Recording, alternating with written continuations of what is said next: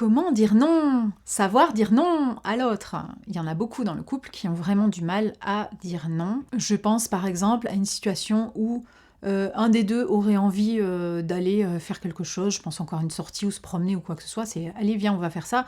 L'autre n'a pas envie, mais il va dire oui parce qu'il ne sait pas comment dire non, il ne veut pas lui faire de la peine, ou il a l'habitude d'avoir toujours dit oui à tout. Donc je pense qu'en premier lieu, c'est important à mon avis de détecter chez l'autre qui a fait cette proposition quelle est son envie. Est-ce qu'il a besoin de prendre l'air? Est-ce qu'il a besoin de partager un moment? Est-ce qu'il a besoin de se changer les idées? Est-ce qu'il a besoin de manger dehors? Qu'est-ce qui se passe en lui? Quelles sont vraiment ses envies et ses besoins? Donc ça peut être très intéressant de lui demander, tiens, ah ouais, tu me proposes de sortir, c'est pourquoi en fait? Peut-être est-ce que tu penses que moi j'en ai envie ou est-ce que tu as besoin de quoi? Donc la personne peut mieux préciser ses besoins et de voir aussi les vôtres, comment faire un compromis pour trouver quoi faire. Donc déjà, en premier lieu, écouter et accueillir ses besoins à lui, dire « Ah oui, t'as besoin de ça, ah oui, d'accord, je vois. » Ça vous permet de mieux aller à la rencontre de qui il est, de le découvrir un peu plus. Si vous n'en avez pas envie, je pense qu'une façon positive de formuler pourrait être merci pour ta proposition ».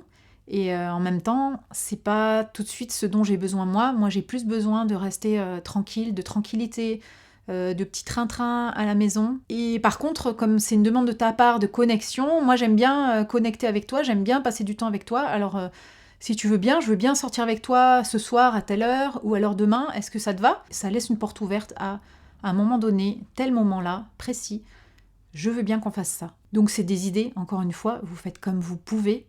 Mais l'idée principale est d'aller comprendre le besoin chez l'autre, pourquoi il vous a fait cette proposition, et de lui expliquer pourquoi vous ne pouvez pas dire oui à sa proposition, parce que vous avez des besoins qui ne sont pas les mêmes tout de suite. Toujours dire tout de suite, c'est-à-dire que ça peut évoluer à un moment donné. On a vu comment oser dire non en douceur.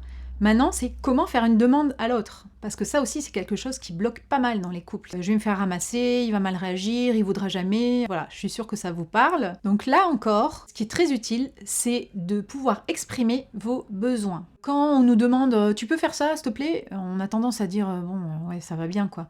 Alors que si on exprime le pourquoi on a besoin de ça, ça passe toujours mieux. Donc c'est exactement ce que je vous propose de faire dans le couple. C'est pas tu peux faire ça parce que, mais on s'inspire beaucoup de la CNV, de la communication non violente de Marshall Rosenberg. Dire voilà, j'ai besoin de prendre l'air et j'aimerais vraiment passer du temps avec toi. Et je me dis que ça pourrait être super sympa d'y aller tous les deux. Ça me ferait vraiment du bien. Est-ce que toi tu veux bien venir avec moi? Voilà, ça c'est une demande. Donc vous avez été clair sur vos besoins de connexion, de prendre l'air. Alors que souvent on a tendance à dire bon et si on allait se promener là? Mais ça dit rien sur vous en fait. Pensez encore une fois à parler de vous. Plus vous êtes transparent et authentique sur ce qui se passe en vous, plus la personne va vous comprendre et sera à même, si on part du principe qu'elle a des intentions bienveillantes envers vous, d'y répondre. Après, il est important aussi de laisser à l'autre la possibilité de répondre à vos demandes d'une façon qui peut-être est différente de ce que vous aviez envisagé, mais vraiment lui laisser la place pour créer de nouvelles solutions, dire ben oui en fait voilà j'ai pas vraiment envie de me promener mais si on se met sur la terrasse et qu'on boit un coup tous les deux, est-ce que ça te va? Ah ben ouais en fait super idée, je prendrai l'air et on passe un moment ensemble. Voilà comment on peut trouver un compromis gagnant-gagnant. C'est vraiment en exprimant vos besoins. Si vous oubliez de dire quels sont vos besoins, on passera à côté. Et là encore, recevez bien aussi le besoin de l'autre à qui vous avez fait une demande. Moi, j'ai besoin de rester tranquille, j'ai besoin de calme, j'ai besoin d'être à l'intérieur, j'ai besoin... Voilà. Alors, quand vous faites une demande, il est malheureusement normal que l'autre personne puisse dire non. Vous avez le droit de dire non, l'autre personne peut dire non aussi. Donc, si elle n'est pas très formée en communication et qu'elle vous dit non dans la figure, c'est difficile à recevoir. Mais peut-être que vous êtes deux à regarder cette vidéo et que dans ce cas, ça peut vous aider. Sinon, s'il n'y a qu'un des deux du couple qui regarde la vidéo, vous pouvez aussi être inspirant à force de faire différemment. Votre conjoint ou conjointe va pouvoir se rendre compte qu'il y a quelque chose qui se passe et que vous faites différemment de d'habitude et que c'est plus agréable à recevoir. Et vous pouvez lui dire clairement, je suis en train de regarder une série de vidéos sur la communication, donc je vais peut-être être un peu maladroite, peut-être que tu vas te rendre compte que c'est pas très naturel ce que je suis en train de faire, mais ça fait vraiment du bien, j'ai vraiment envie d'aller vers là pour qu'on communique mieux et qu'on arrête de se mettre sur la gueule, comme on dit. Sois un peu indulgent, te moque pas parce que ça va me faire de la peine et je suis juste en train de travailler dessus, voilà. Et ça peut inspirer la personne. Et demandez-lui aussi de vous faire un feedback, de vous dire quand il a bien reçu les choses, quand il remarque un changement chez vous, qu'il puisse vous le dire. Là, ça me fait super du bien, la façon dont tu l'as dit, c'est vraiment génial, ça change d'avant. N'hésitez pas à lui demander, fais-moi des compliments sur ce que je fais quand ils sont sincères, parce que j'en ai vraiment besoin pour être encouragée, pour aller dans cette direction.